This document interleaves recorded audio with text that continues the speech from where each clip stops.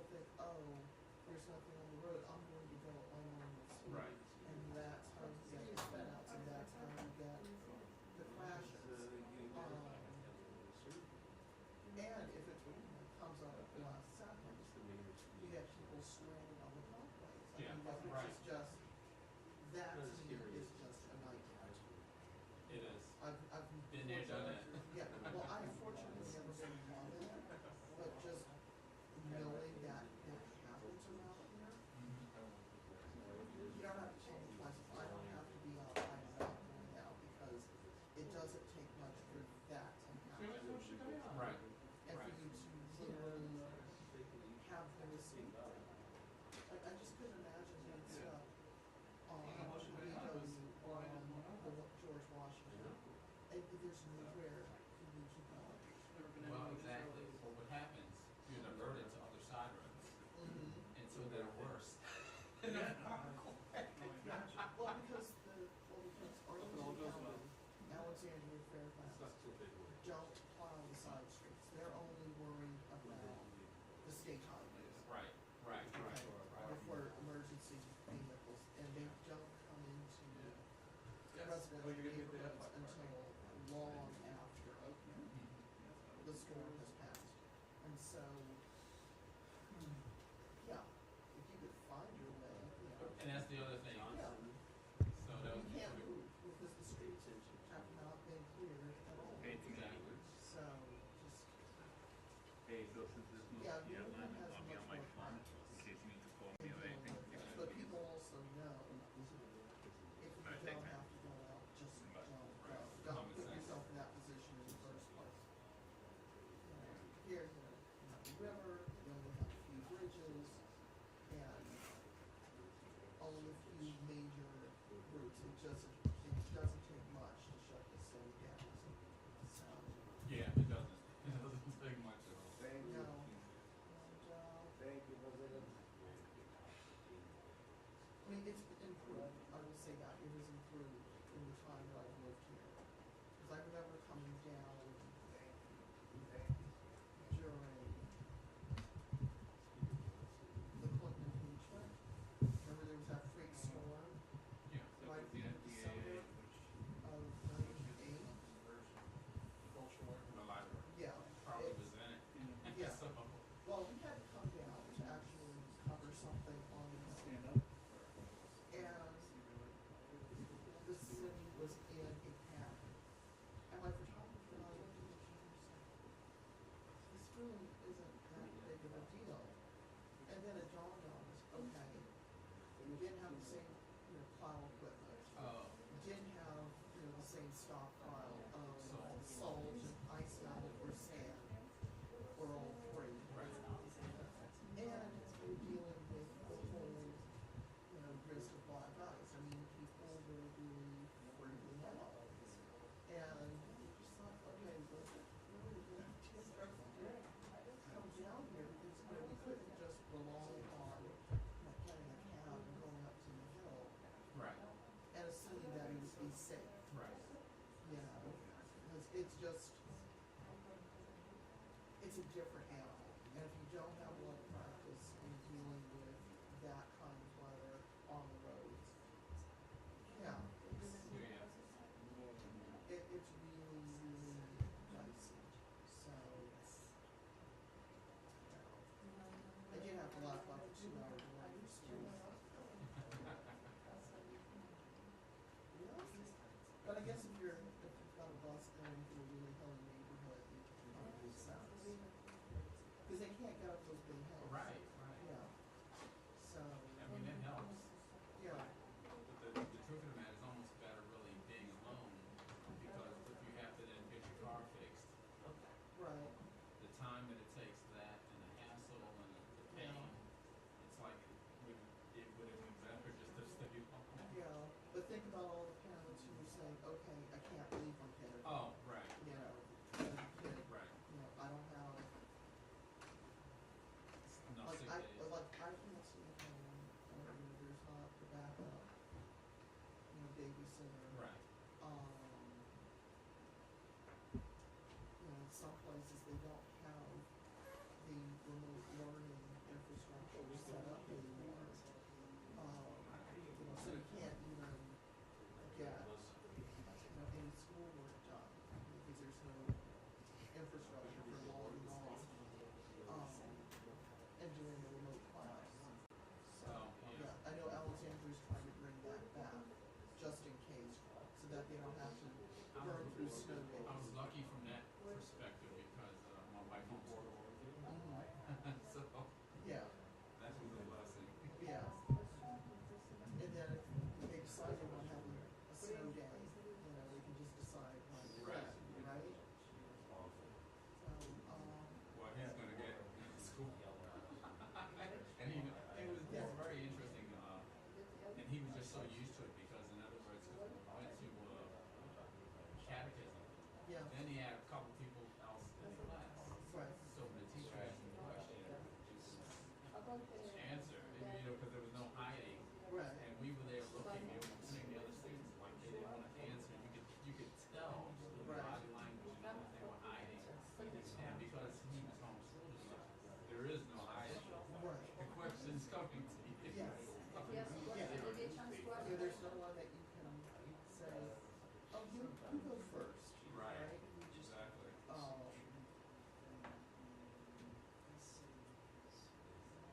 yeah, that wasn't an issue with us when we were growing up. I mean, it was just, we were always in public school, and so if the teacher called on you, it's like, well, that was just, but, we were also like the nerds, so we had to, like, not answer all the questions. I know all about that. Yeah. I went to boarding school. Yeah. Yeah, you didn't want to be known as the smart kids. Oh, right, right. But no, there was no hiding. There was no hiding. Even if I tried to sit in the back of the class and just like have a little more room, the teacher would still call on me. Right. So, and it wasn't so much about knowing the information or not knowing the information. It was more, I don't want to be on stage in front of everyone, answering the question. Yeah. Yeah, But because usually I knew the answer. yeah, but I had a problem with it because I like to talk. So That's a whole other problem. it got interesting. People actually in the class wanted me to talk Yeah, because that way it would divert maybe a quiz or a test. you would not have made it at my school. My teachers would have shut that down so fast. We're here to learn. Here to learn. Would you like to teach the class today? Please, come on up. Here's fresh chalk for you.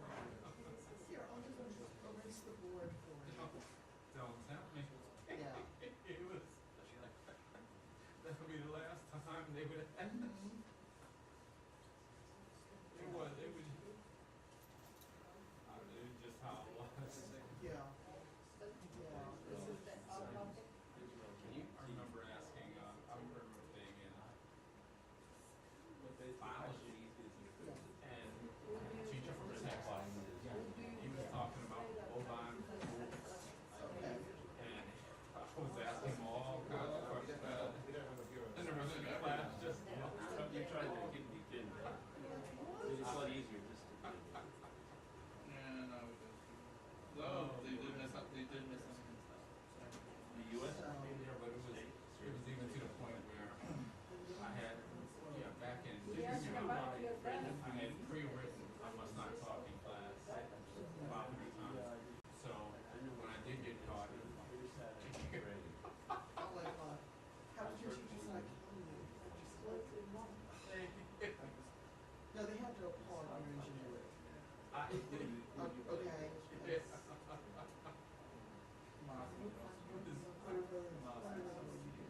Yeah. I know there was a point where my mother, she didn't pull out her hair, but I figured out early on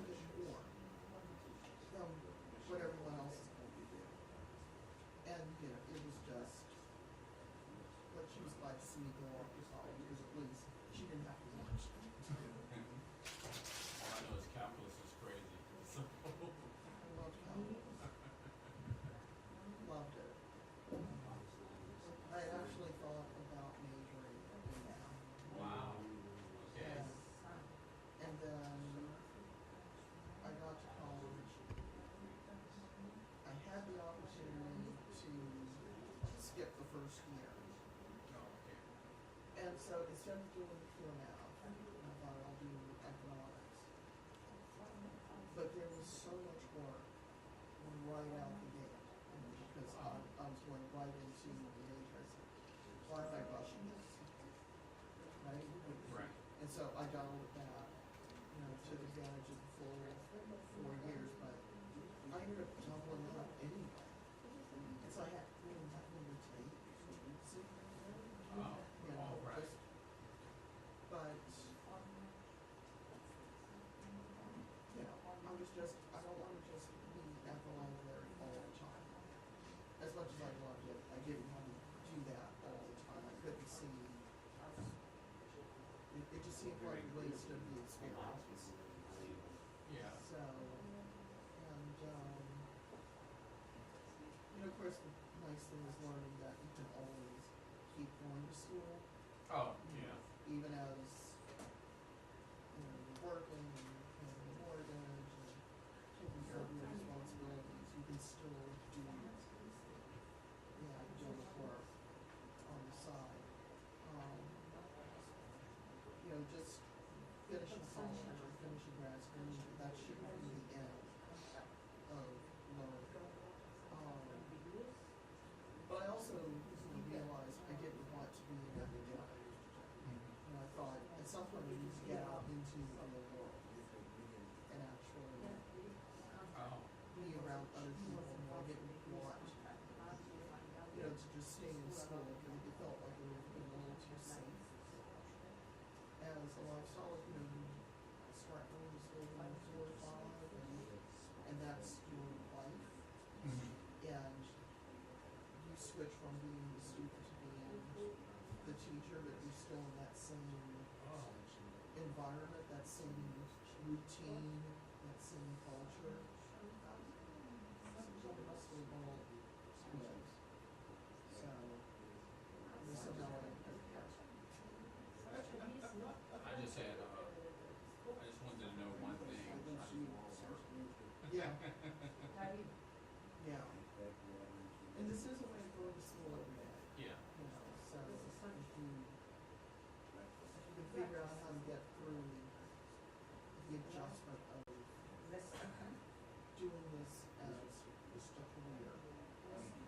Oh, Yeah, it's, you get paid to learn. you do. Yeah, you do. Pretty cool. So, But also behind the scenes, it's interesting. yeah. And knowing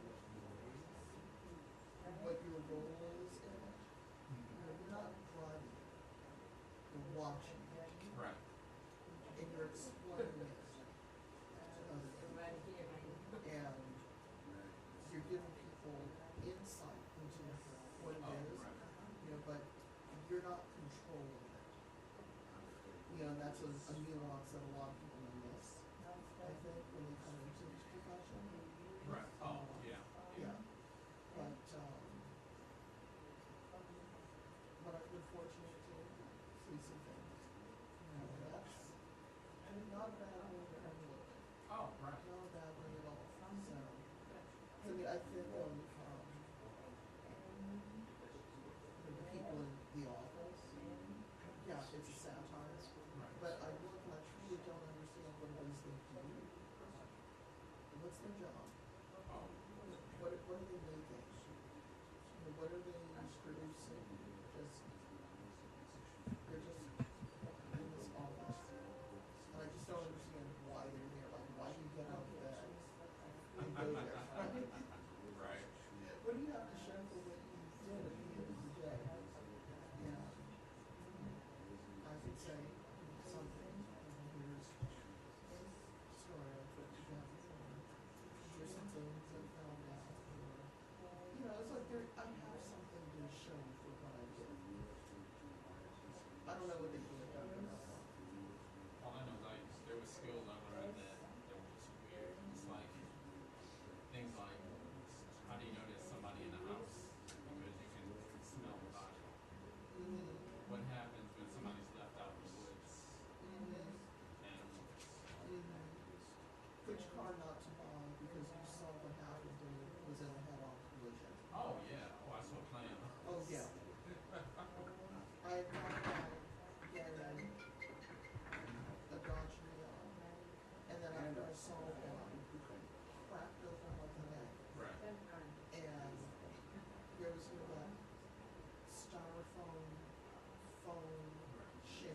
underneath the fender. And I told my, at the time, yeah, we're not gonna buy it. That's not a safe car. Right. Yeah. Oh yeah, the gruesome stuff. Yeah. Oh yeah. Yeah, you don't forget any of that stuff. And the people, you know, when you have to talk to someone who has lost something in a horrible way. I don't know anybody who likes to do that. Anyone who looks forward to it. Well, it's hard to get in gear when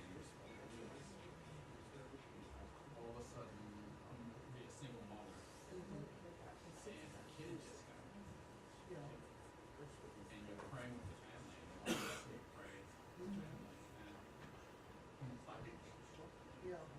Because you don't know how people are going to react when you knock on the door. Some people just leave, get out of here, right, go away, and other people don't want to leave. right. Yeah. Catharsis theory. Right. Yeah. It's so hard. It's so hard. And yeah, just the worst part of the job. It's, if you can stay in touch with someone over time,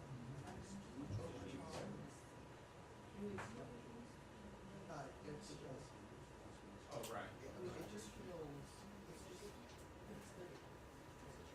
it is the hardest thing. I think it's the hardest part. And I don't think that people appreciate how hard it is. Oh, yeah. I'm thinking of one case I found out about where it's Yeah, sometimes it depends.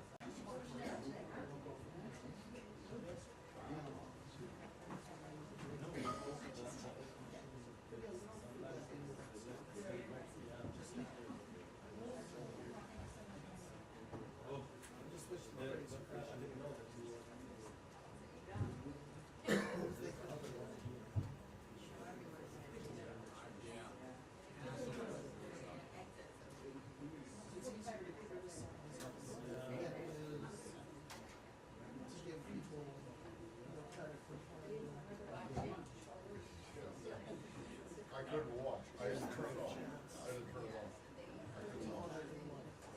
I couldn't watch the end. Yeah, if they're in that, But yes. you know.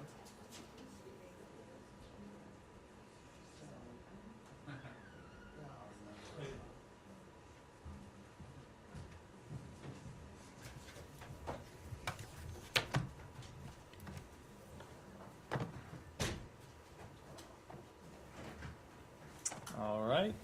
Happy Monday, everyone. Don't have anything to start with, so Matt. Yeah, well, so after the events of, I'm sorry, let me turn my recorder on. After the events of Friday, particularly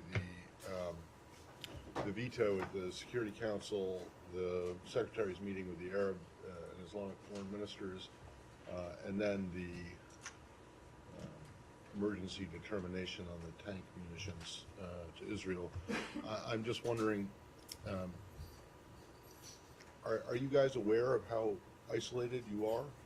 So I would answer that by saying every time we engage with one of our partners in the region and our partners around the world, what the Secretary hears is the indispensability of American leadership, both in helping to resolve this conflict and bring an end to it that guarantees the destruction of Hamas, and in planning for the days and weeks and months and years to come. Now, that doesn't mean that we have agreements with everyone in the region about the best way forward. Obviously, we don't.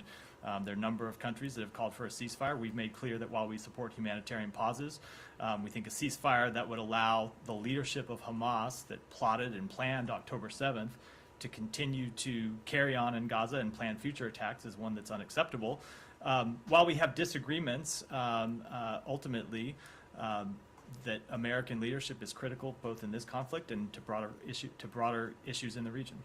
And you think that your demonstrating American leadership now? Absolutely, That's the last- and that does not mean that we are going to agree with every country about everything. How about any country? So you don't agree with any country. That is Except not at for all. maybe Israel. That is not at all. We don't agree with Israel on everything related to this conflict. No, but what happened on Friday and Saturday, and over the weekend, you have one country that stands. So I think if you've looked at the results of our diplomacy over the past few months, you cannot take any one piece of data, be it a UN Security Council vote or anything else, and say that that represents the sum and total of our diplomacy, because it doesn't. There are other things that we've done in working with the G7, with partners in the region, that we'll continue to work on. So the bottom line is you're not concerned that it appears the rest of the world, with the exception of Israel, I would say is angry at you and is not, is unhappy with the position that the administration has taken, and that is American leadership. I would say that this conflict has posed a number of obstacles for Israel, for countries in the region, for the United States, for the entire global community. And so we are trying to resolve this conflict, as I said, ultimately with a result that protects civilian lives to the maximum extent possible, that ensures that Hamas cannot rearm and refit and launch the attacks of October 7th again. We're trying to work on how to achieve a lasting, secure peace for the Palestinian people and the Israeli people, and the establishment of an independent Palestinian state. And we are engaged every day, from the president and the secretary on down. And I will say that even when we have policy disagreements, including sometimes very serious policy disagreements, every country that we engage with says they want to see America engaged. They want to see America engaged both in helping to manage this conflict, and helping to prevent the conflict from spreading, and helping to plan for post-conflict governance in Gaza and beyond. So I know that's a long way of answering. The point I'm trying to make is you can't take a disagreement at the Security Council or a disagreement over pieces of the policy and I think impute broader, broader trends from that, other than to say that, of course, this conflict is posing challenges for every country in the world. It's posing very serious challenges, of course, to the government of Israel, and posing very severe difficulties to the Palestinian people. That's I think the first order question. For the United States, we're going to continue to try and stay involved, because we think it's in the interests of Israel, the Palestinian people, broader regional security, and of course the security of the United States. Last one. You're very fond of saying, you and every previous administration I've covered, very fond of saying, in terms of numerous conflicts, almost every conflict around the world, that there is no military solution to this. And yet your actions over the course of the last 5 days suggest that you think that there is, or that the only solution to this conflict is military. Is that an accurate reading? No, I don't think that's an accurate, because I don't. So you don't think there's a military solution? Let me answer it this way. I don't think it's an accurate reading, because I think there would be other conflicts where we say there are potential military solutions. We think the Ukrainian military repelling Russian forces from their borders would be a military solution to that conflict. Well, no, There yeah, could- but that you've always talked about diplomacy at the end. Of course, and there will have to be diplomacy at the end, but then as an immediate. Diplomacy at the end with Hamas, between Israel and Hamas? No, I was talking about the first Okay. conflict. With respect to this conflict, we think there can be a military solution to taking out the leadership of Hamas that planned and carried out the attacks of October 7th, and taking out the militants who crossed into Israel and carried out those attacks. Ultimately, there is not a military solution to the broader issues between the Israeli people and the Palestinian people. That is something that cannot be solved militarily. It has to be something that is solved eventually, in our judgment, with the establishment of an independent Palestinian state. Thanks. Come here, go ahead. Hi, Matt. I have a couple of things. This administration earlier this year unveiled an overhauled arms export policy with increased emphasis on human rights. Let me read your policy back to you. Quote, "No arms transfer will be authorized where the United States assesses that it is more likely than not that the arms to be transferred will be used by the recipient to commit, facilitate recipient's commission of, or to aggravate risks that the recipient will commit genocide, crimes against humanity, grave breaches of the Geneva Conventions of 1949, including attacks intentionally directed against civilian objects or civilians protected as such, or other serious violations of international humanitarian or human rights law, end quote. So just want to understand, given the flow of weapons transfers to Israel, is it the U.S. assessment that its weapons provided to Israel are not being used in any of the situations that I've just read out loud and are described in this policy? So I will say that our expectation of every country to whom we provide military assistance, weapons and other assistance, is that they use that assistance in full compliance with international humanitarian law and the laws of war, and Israel is no exception. Right, but at the moment, you just told me your expectation. However, there's been some results on the ground that we have seen. So what is the U.S. assessment on the results that it has seen so far on the ground? So let me take that in a couple ways. One, if with respect to any specific, I get asked sometimes about a specific strike or a specific use of an arms. I'm not able to offer an assessment here from this podium. I often don't have all the available information. With respect to the overall use of arms, we have not made any specific determination of the type that you laid out in the intro to the question, but we have said we think there are more things that Israel can do to minimize civilian harm. The Secretary talked about some of those this weekend. We think there needs to be more predictability in the South for when humanitarian pauses can take place.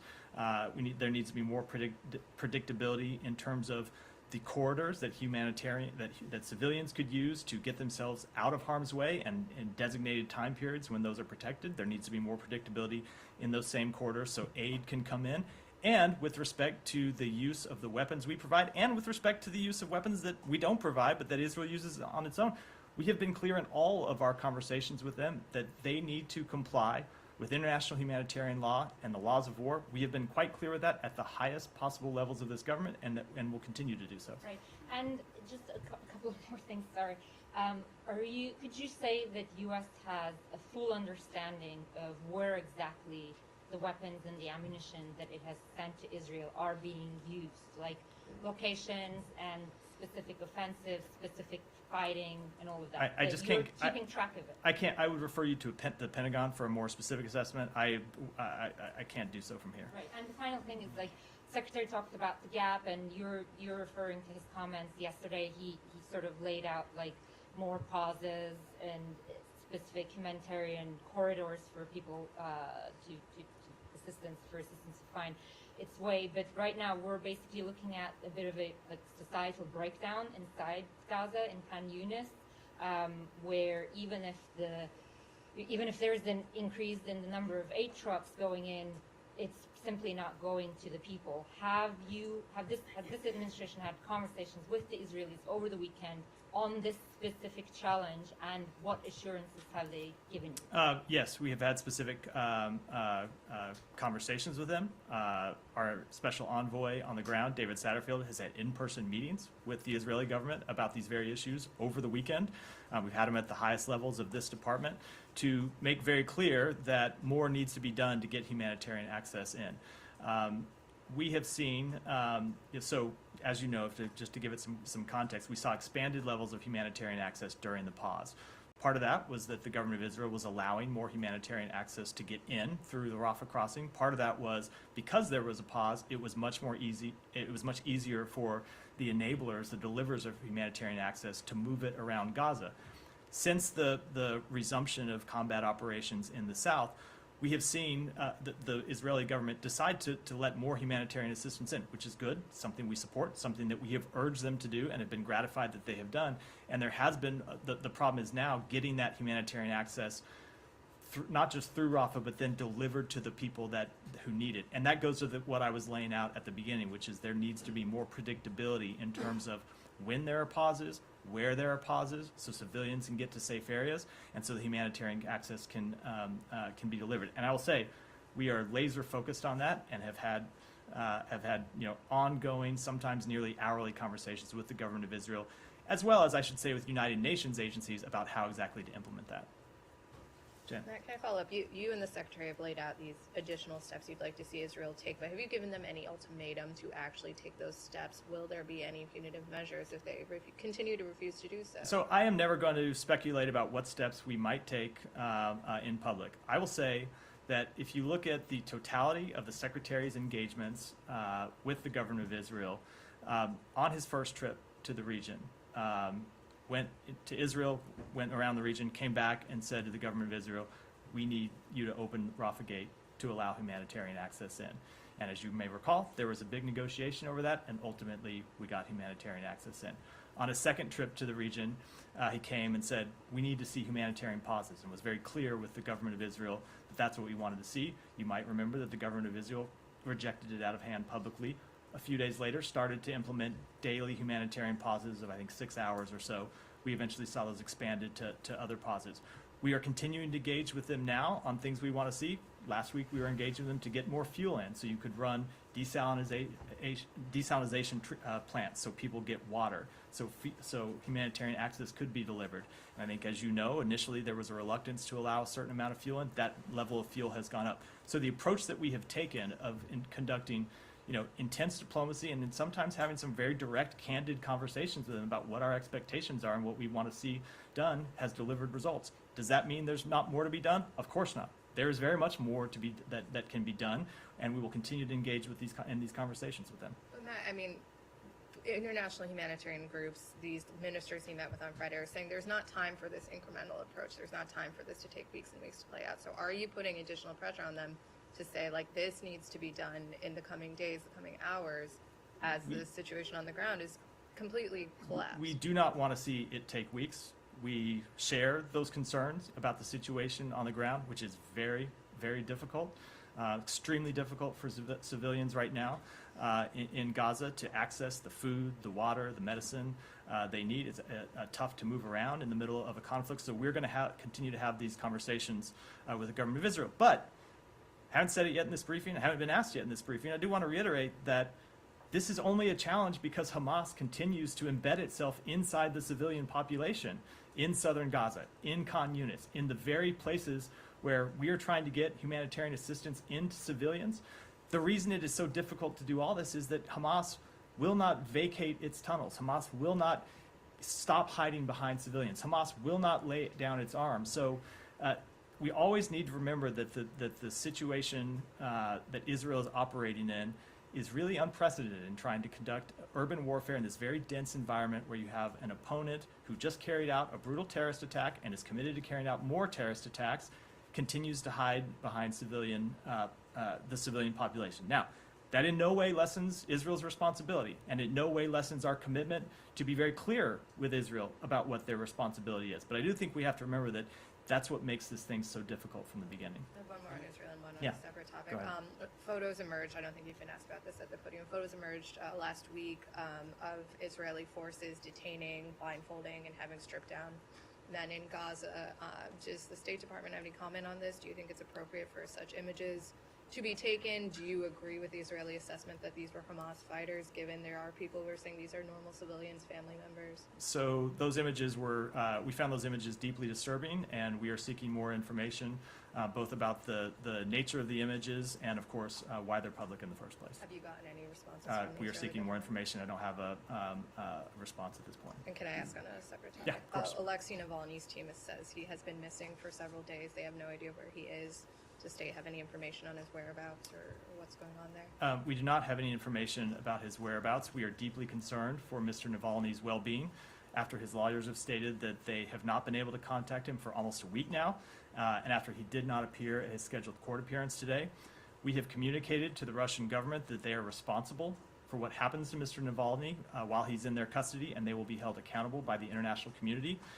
We have repeatedly joined Mr. Navalny's family, his colleagues, supporters around the world, in calling for his immediate release without conditions, and for the Russian government to end its continued repression of independent voices in Russia who are subject to relentless harassment and intimidation for exercising their human rights, and will continue to follow the cases of everyone in Russia who has been illegally detained. Sorry, quick clarification. You've communicated that message to Russia since the news of him We going have. missing? We have. And at what level was that communicated? I don't have a specific readout.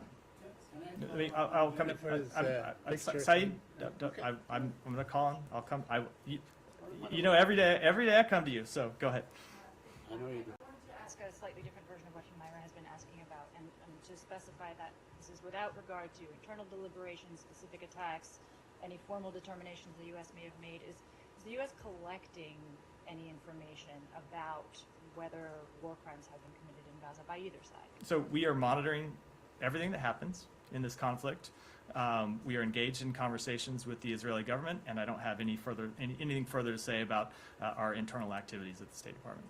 Monitoring. I mean, I know it's a flawed comparison, but in the case of Ukraine and Russia, the U.S. was collecting information through open source and intelligence sources and sharing those actively with, allies and other organizations. So is a similar sort of activity underway? I don't think you can compare them because, as you say, it is a very different environment. It's a very different place on the ground. But I will say that not only are we monitoring, but we are in close contact, in close communication with the Israeli government. There are a number of times where we have sought information about specific actions that they have taken. I've talked about that, about some of those from this podium. For example, or I shouldn't say I did, the Secretary mentioned last week the fact that strike that killed a Reuters journalist in Lebanon. Secretary said that we have communicated our interest in finding out what happened to the Israeli government, and they've said that they are investigating it. We think that's appropriate, and we'll continue to have those very direct conversations. Specifically on the question of war crimes, I mean, the U.S. believes, I assume, that there needs to be accountability if it is determined that war crimes are committed again by either side. Of course. And is the U.S. interested in being a participant and arbiter of this, or if not, is there another country or body of the U.S. that's interested in I just don't want to address a hypothetical. I have others that I hope you come back. Okay, I'll come back. Say go ahead. Thank you. I just want to follow up very quickly on the issue raised by Jennifer on the picture of the men stripped down and so on. You agree with the spokesman for the Israeli government who said, this is the Middle East and it gets a bit warm. That's why they just. So I haven't seen that. I haven't seen that comment. So I don't want to comment in specific, but I would say that is certainly not a sentiment that we would agree with. We always have been clear with Israel about the necessity of acting in full compliance with international humanitarian law, and that does require that it protects civilians and treat detained individuals humanely and with dignity. I have a couple more questions. The Saudi foreign minister suggested that the Palestinian foreign minister, Riyad Malki, was basically given a gag order that he could not speak in Washington. Could you clarify this? No, that's not accurate. So I will say this gets a little complicated because it goes back to a law from 30 years ago at this point. So I think the first claim that was made publicly was that we had imposed a visa restriction that prohibits him from speaking. That is not accurate. There is no statute or there's no provision in U.S. law that allows the imposition of such a visa restriction, and we have imposed no such visa restriction. There is a provision in U.S. law going back to 1987, the Anti-Terrorism Act, that prohibits the expenditure of PLO funds inside the United States. There have been waivers issued for that law in the past. Congress has changed the requirements for the Secretary to issue those waivers, such that they cannot be met under current law. But in no way, I would say the provisions of that law all relate to the expenditure of funds. So they in no way limit anyone's ability to speak. Okay, just a couple more questions. Now, you said that the stated goals, Israel's stated goals, which you agree with, which is to end Hamas, defeat Hamas, change the regime in Gaza, whatever that means, and so on, and free the hostages. Now, it has been 65 days. We have not seen any Hamas leaders brought out or killed or named as such, and so on. So, you expect this thing to go for another 65 days? I do not have before they achieve their goals. I do not have an expectation for how long this will go. That's up to the Israeli government to speak to. They have killed and have been quite public about the fact that they have killed a number of Hamas fighters. Okay, so I mean, looking at the situation, this could go on for conceivably conceivably another 65. Now, Saeed, I just said I wouldn't want to speculate on the outcome, so I don't think you can follow that up by All right. adding Now, speculation yeah. to what I've said. Okay. Now, you also said that you want to see a resolution to the Palestinian-Israeli conflict where there is a two-state solution and so on, all that stuff that the U.S. has always been stating all along for 30 years at least, and so on. Now, today, the Israeli Prime Minister spoke to the Defense and Foreign Relations Committees in the Knesset, and he said two things. He said no Palestinian state, no to Palestinian state, under any circumstance. No Palestinian Authority in Gaza, no Hamas, and so on. So, do you have any comment on what the Prime Minister of Israel, who obviously wields a great deal of power? I mean, he's destroying the Palestinians to smithereens. Do you have any comment on what he said? I think I said earlier in this briefing that we don't agree with Israel on everything, and certainly this would be an example. The Secretary has been quite clear on what our goal is for post-conflict governance. The President has been quite clear that we want to see the Palestinian Authority reuniting the West Bank and Gaza, making clear we don't want to see any Israeli occupation, making clear we don't want to see a reduction of Gazan territory. So we have laid out the principles that the United States stands by, and we will continue to engage not just with the government of Israel, but with our other partners in the region about how to make those, turn those principles into reality. So why not say, this is the Palestinian state that we recognize. Its borders are this, it is this, and so on. Its characteristics are such and such. Why not do that? Because we think ultimately this is best resolved by diplomacy and negotiations, which is what we're pursuing. Thank you, Matt.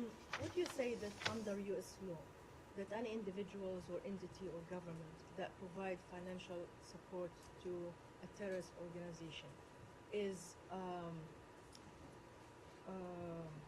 vulnerable to, or liable rather, to prosecution by the U.S. government? I don't think I'm going to start speaking to any prosecutions by the U.S. government from this podium. That's a matter for the Justice Department, let alone hypothetical ones. Yeah, but you know for a fact that anybody who gives material support to a terrorist organization, you will accuse them of supporting this terrorist organization. I know the status of U.S. law about material support for terrorism, but when it comes to speaking about who might get prosecuted and who might get not, you understand that's not something that the State Department does. Okay, I'm just asking you a question because I'm sure you saw the Times report that the Israeli intelligence, with the approval of Netanyahu, has carried suitcases full of cash to Hamas. And the purpose was declared, and this is of course, that basically this is the only way to prevent a two-state solution, if we can only prop up the extremist Hamas in Gaza. So in this case, won't the Israeli government will be liable for prosecution because they given financial aid to a terrorist organization that you list on your own State Department website as a terrorist organization? Again, I'm not going to speak to prosecutions from this podium. It's not something we do at the State Department, and it's not something we speak to. The Justice Department is quite clear about they're the only ones inside the government that speak to prosecutions. Okay. You saw the UN report that half of Gazans actually are facing starvation. Apart from Hamas, who you blame normally, who else is bearing responsibility for half of the population that actually can be starving? So what I think is that everyone involved in this conflict needs to do more to allow humanitarian assistance to get in and allow the people in Gaza to be able to move around to get access to humanitarian assistance. Of course, there is Israeli government plays a role in that. Partners in the region play a role in that. The UN agencies play a role in that. And the United States is actively working with all of them to try to increase the amount of humanitarian assistance that gets in for those civilians who desperately need it. Okay, and finally, you described these images as disturbing. And you said you're seeking more information from the Israelis on this. But actually, by definition, according to the Geneva Convention, if an army, which is in this case, these videos were released by the Israeli army, filming a civilian population, we know some of them are civilians because some of our colleagues, including journalists, were among them. You take pictures of them and you put them publicly, that's already a violation of the Geneva Convention and how do you treat prisoners of war. So why do you need to seek more information where you can actually condemn Because, this as I as a said, violation of international law? Because all we've seen are the images, and as I've said, we're seeking more information about both the status of those individuals, the status, the circumstances in those videos, and how ultimately they became public, which is very relevant to the very question you asked. Michelle, go ahead. Thank you. I have a couple of questions, if you don't mind. Did the U.S. first warn the Iraqi Prime Minister al-Sudani of harsh consequences if Iraq does not act to stop the attacks on American and American facilities in Iraq? So what I will say is that we have had conversations with the Iraqi government, and that includes the secretary who traveled to Iraq several weeks ago to meet in person with Prime Minister Soudani, and then had a phone conversation with him a little over a week ago to speak about a number of things. But one of the things he made very clear in that conversation is the same thing our ambassador has made clear, and the same thing others in the U.S. government have made clear, that U.S. forces are in Iraq at the invitation of the Iraqi government. They're there conducting an anti-terrorism mission that benefits the Iraqi people, and we of course expect the Iraqi government to do more to hold accountable the Iranian-backed militias who first were launching strikes against U.S. military installations and U.S. military personnel, and then as recently as last week, we're launching strikes against our embassy. So we very much do expect the Iraqi government to do more, and as we have always said, we will take whatever actions we need to as the United States to defend U.S. personnel, defend U.S. interests. And second, on Lebanon, Israeli defense minister has said today that Israel is open to the possibility of reaching an agreement with Hezbollah if it includes a safe zone on the border and guarantees. Do you have any comment on that? Will the U.S. mediate between Israel and Lebanon to reach such agreement? So I'm not going to comment specifically on that report or on that proposal, but I will say that one of our goals from the beginning of this conflict has been to prevent it from widening, and that of course includes from widening northern Israel into Lebanon. We have had conversations about that with the Israeli government and encouraged and said that we very much do not want to see the conflict from widening. We do not want to see the conflict widen, and have had conversations with other partners in the region, and we would support, I won't say anything, but we would support steps that would achieve that goal. And are you aware of any ultimatum that the Israeli government issued to Lebanon or to the Lebanese No, government? I'm not. Thanks. Go ahead. Yeah, thank you, Matt. In light of a recent Jerusalem Post report about a UN agency, UNRWA, school teacher in Gaza holding a hostage captive in an UNRWA school, as well as teachers at UNRWA schools in Gaza praising the attacks on social media with ties between Hamas terrorists and the agency schools, is President Biden now willing to defund this terrorist UN organization, UNRWA? And I have a follow-up. So I would just say, with respect to that first report, we saw that report, we sought information from UNRWA about it. I would add that, to our knowledge, that report has never been verified. Certainly, if that were the case, we would expect accountability for the individual involved. But I do want to speak about UNRWA specifically. UNRWA is providing life-saving work for Palestinians right now under very difficult circumstances. We've seen, I think it's more than 100 UNRWA staff killed during this conflict while they are out trying to get food and water and medicine to the Palestinian people. The work that they are doing is essential. It is saving lives. The United States continues to be the largest donor of humanitarian access to the Palestinian people. We continue to support UNRWA for the work that it's doing, and will continue to do it because they are, I will say, as I said a moment ago, actually they're on the front lines.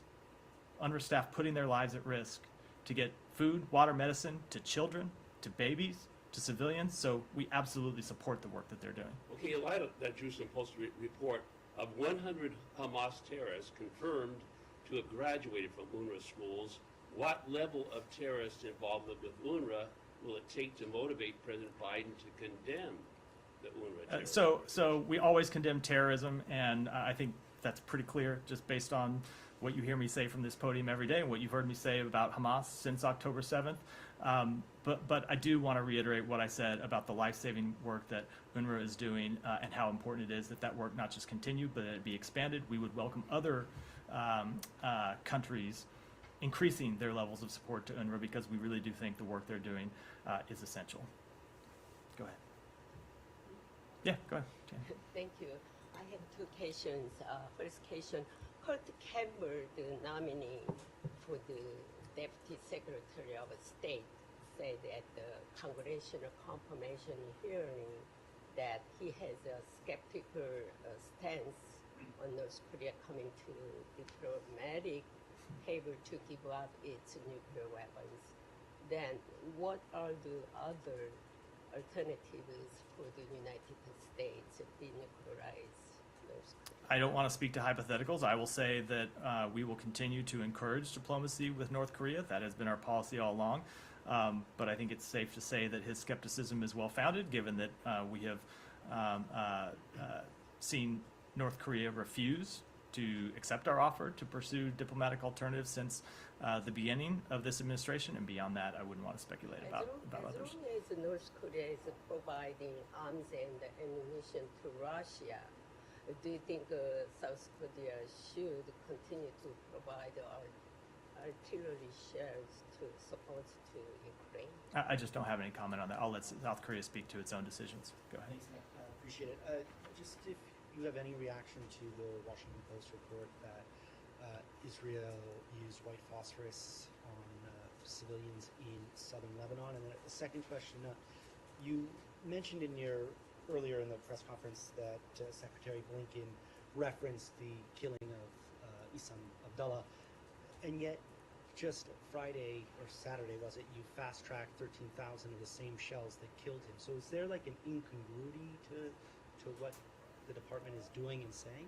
Let me speak to the first question first, which is that we are concerned by the reports of the use of white phosphorus. Obviously, there is a legitimate military use for white phosphorus, but that does not include using them on civilians. It means that if you use them, you have to do everything you can to minimize civilian harm. Anytime that we provide items like white phosphorus or really anything to another military, we do it with the expectation that it will be used for legitimate purposes and in full keeping with international humanitarian law and the law of armed conflict. So we're looking into this and looking for additional information. And then with respect to your first question, you heard the Secretary speak to this yesterday. If any of you were up early on a Sunday or early-ish, you would have heard him speak to this and make clear that, look, Israel is engaged in a very difficult military campaign against a terrorist organization that says it wants to repeat the attacks of October 7th. He decided that with respect to this sale, this was a munition that they needed on an urgent basis, and so it necessitated an emergency authorization to provide those munitions. But that does not in any way lessen their obligation to act in full compliance with international humanitarian law. And by the way, that goes for not just the munitions we provide them, but that the munitions that they procure from other countries, or that the munitions that they manufacture themselves. We expect them, and they should expect themselves, to comply with humanitarian law with respect to any weapon that they use. Matt, just on the white phosphorus Yeah. thing. I mean, this report today is not the first of its kind to allege that Israel has used white phosphorus in this conflict. They go back to, like, I think October 13th. You've never expressed concern about them before, which suggests to me that you didn't believe them. Why now all of a sudden are you saying you're concerned by this report? The difference with respect to this report is that the reporting, the story in the Post, and again, it's a report, that's why we're seeking more information, purported that it was used, if not against a civilian target, had significant impact on civilian targets. So that's the reason back for in October, the first week of this war, when there were allegations that from Amnesty and others that white phosphorus had been used by Israel in Gaza. So that you have no problem with. White phosphorus. There are legitimate military uses for white phosphorus. Are you saying that there was no civilian impact when these were used allegedly in Gaza? I'm saying the specific reporting that we saw in the Washington Post is something that we were concerned about. That you saw so back I on would, October 13th. if you want to refresh my memory about what that specific report is, I would be glad to I'll look send at it to you. I looked but it up it was because I was surprised but that it was John Kirby said the exact it was same the thing specific details in this story that we found concerning and why we're seeking more information about it. Go ahead, Can I Mary. ask a clarification on what you said about Islam? Because I just checked Secretary Blinken's comments from Thursday. He says it's my understanding that the Israelis are carrying out an investigation. but I think you said that the United States government has actually sought information about the incident after our story has come out. Is that right? We engaged in a conversation with the Israeli government. They told us that it's under investigation. Right. Correct. So, go ahead. There's some reporting today that some federal agencies are mobilizing to protect against cyber threats, particularly from the PRC, targeting or having a potential impact on the 2024 elections. Was this brought up at all in the bilaterals in San Francisco? So I'm not going to speak to everything that's brought up in bilaterals, but you may recall there have been other reports of Chinese cyber activity previously this year, around the time that the Secretary was engaging in meetings with his counterpart, Wang Yi. And as we said at the time, Chinese cyber activities are something that we typically raise in our meetings with them and have done so for some time. Can I just directly related to that? Yeah, go ahead. Just because in recent reporting about Chinese military cyber actors embedding in some critical U.S. infrastructure, it was noted in that report that President Biden, in his bilateral with President Xi, did not raise that topic. So just specifically on that issue, has Secretary Blinken in his recent interactions raised what is now known to be a significant Chinese presence in some critical U.S. infrastructure? I just don't want to give a specific readout about what our private diplomatic conversations, but this is an issue that we have raised on a number of occasions with the Chinese government. We have long been concerned about their cyber espionage and other intrusive cyber techniques. Can I go back for an update on aid coming in and Americans coming out? Can you just give us, since it's been a few days, the latest figure of Americans who have gotten out of Gaza and they're still waiting to leave? Sure. The number of Americans, and again, it's American citizens, legal permanent residents, and their family members. I know you know that, so just I can see you shaking the head, but I always have to give the qualifier just so it's clear what I'm talking about. Over 1,200 who have made it out now, and there are somewhere around 900 who are remaining. And to circle back on those reports of a potential American casualty, somebody who's waiting to leave Gaza. We still have not been able to confirm it. It's something we're trying to do. I had a follow-up conversation with someone today trying to get more information and confirmed that no, we have not been able to track down any further details or confirm that, in fact, that there's an American citizen who died in Gaza. Have you enlisted the Israelis in helping verify that? We have tried, I don't want to speak to specific methods, but we have tried a number of different avenues to try to confirm whether this person indeed died. The safety and security of any American citizen anywhere in the world is our first priority. It's our of utmost concern. We're actively trying to confirm information and just haven't been able to do so as of yet. Okay, Can I just go back? No, I just want to go back to this white phosphorus thing because I pulled it up. Right, this is the. I'm just going to read you the first sentences. Amnesty International's crisis response program gathered compelling evidence documenting the use of white phosphorus artillery shells by the Israeli army in densely populated civilian areas in Gaza. Again, so that didn't bother you. Again, I don't. You didn't express let me. concern then about that. I don't know this. So I'll send it. I know, but I don't know the specifics of whether people were evacuated from those areas before they were used. I don't know any of the specifics. Does it matter? Certainly, October 13th. Certainly would matter if people had moved out of an area and you were only there were only military. Of course, it would matter. I would say, Matt, but let me just say, anytime that we saw white phosphorus being used in a way that would harm civilians, of course it was something that we would be concerned about, which is why when we saw the reports in the Post, we said that it's something we found concerning and are seeking more information about. I'm just curious as to why you didn't find it concerning the first time. So October 13th, I think I was on a trip to the Middle East, not standing here at this podium taking questions. Okay. Had I been here and you asked me questions, maybe I would have said that.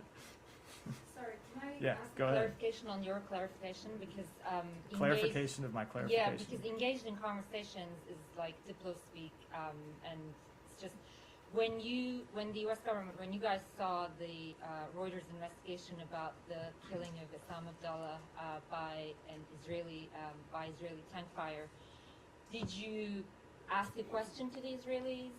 Like, what is engaged in conversation? I am not going to get into those private diplomatic conversations, but we saw the report. We wanted to have more information about it. We engaged with the Israeli government, as we do quite regularly with these types of reports, and we're told it was under investigation. But was the question about targeting of journalists, or was it whether they were the same shells that are provided by the U.S. Like, what was the... I'm not going to speak to this specific engagement, but we regularly engage with them about the importance of engaging in international humanitarian law, the importance of doing everything they can to minimize civilian harm, and that of course includes journalists. And did they give you a time frame on when their investigation I'm just not. That is a question.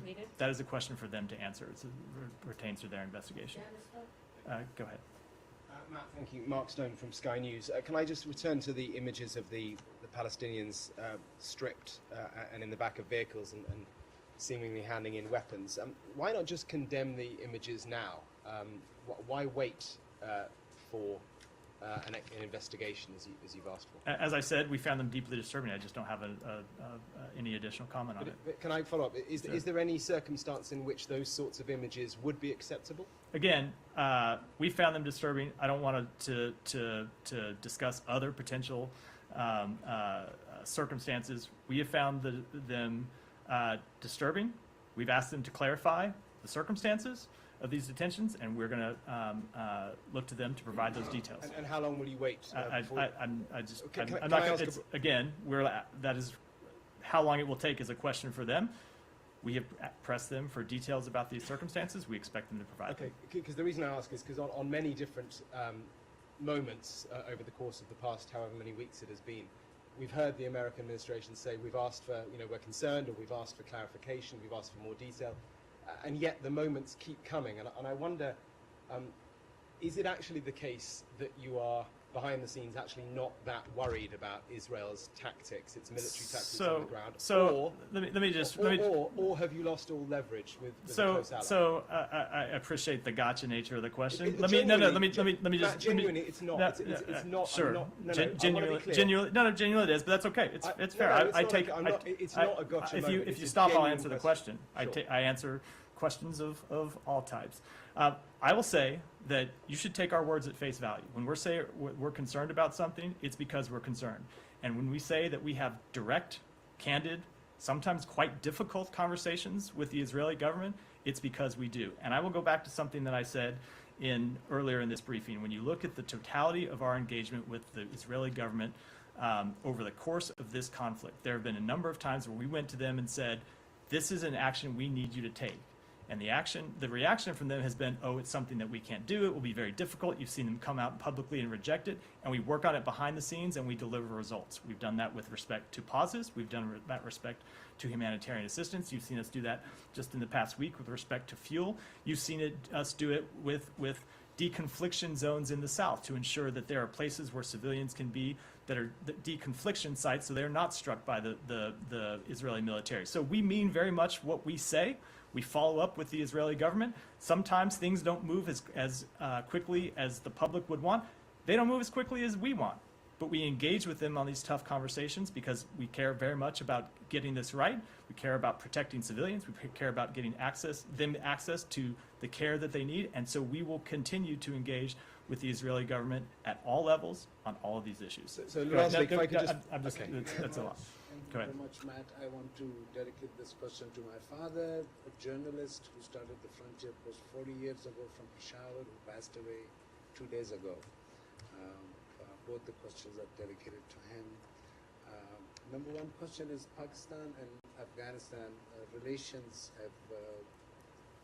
are going down. Imran Khan even wrote a special letter about it from jail the other day where he said that the relationship are going very down and the way Pakistan is kicking out the Afghan is very disrespectful, and my father personally played a very positive role in bringing peace during the civil war days in Afghanistan. Is the U.S. at all concerned about the relationship going back? So first of all, let me just start by offering my condolences to you. I obviously didn't know your father, but he sounds like an incredible man, and I'm sure it's very tough for you and your entire family to lose him. So my thoughts are certainly with you at this time. With respect to relations between Pakistan and Afghanistan, obviously we support diplomatic resolution to all of the various issues between those two countries. It's something that we have been engaged on. We've detailed the substance of some of those specific engagements over the past few weeks, and we will continue to do so. Just one more question about him. One more question just about his journalism. So the investigative journalism was something introduced in Pakistan by him in the mid-80s, and one of the stories that he has regularly been writing about, and I know the State Department does not take any position between political parties. You have said that many times to me, especially with regard to Cypher. But regarding condemnation, the U.S. does not support corrupt and criminal leaders around the world. That's a clear fact. In Pakistan, Prime Minister Nawaz Sharif, three-time Prime Minister, the Frontier Post had published stories about him taking money from Osama bin Laden to disrupt Benazir government. The story was not condemned. Taking state land, story was not condemned or challenged in any court. Sending money internationally, basically financial money laundering thing, story was never challenged. At least condemn that. Okay, the U.S. had no role in Imran Khan removal, but at least say something about that. A Panama paper convict has come back to Pakistan. Pakistani Americans are upset at Biden for being silent about it. They feel like you have brought this old corrupt criminal leader back into Pakistan, and he's coming back to. So at least condemn the corrupt politicians. So I will just say, with respect to that, especially the last part of your question, that the United States does not play any role in choosing the leaders of Pakistan. We engage with the leadership leadership decided by the Pakistani people, and we will continue to engage with the government of Pakistan on all these issues. Go ahead, and then we'll wrap for today. Yeah, go ahead. Thank you, Mark. Two questions about Afghanistan. Taliban still didn't bring any change on their plan regarding Afghan women. And President Biden last week, he was concerned about terrorist activity like Daesh and other terrorists. Any comment about that? And also recently there is a report published that former Afghan House speakers under President Ghani's government has been listed through by the U.S. Treasury. And like him, there is so many people that they are involved in corruption in Afghanistan. As Mr. Afridi raised this issue 2-3 years ago, and he keep asking me, is there a U.S.